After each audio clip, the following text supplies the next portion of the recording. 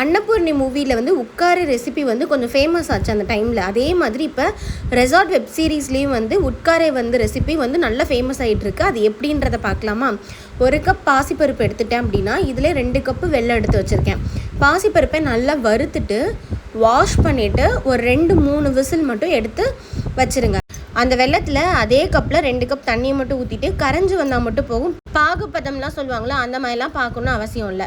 அதுக்கப்புறம் என்ன பண்ணேன் அப்படின்னா அதே குக்கரில் கொஞ்சமாக நெய் ஊற்றி முந்திரி பருப்பும் திராட்சையும் நல்லா வறுத்து எடுத்து வச்சுக்கிட்டேன்.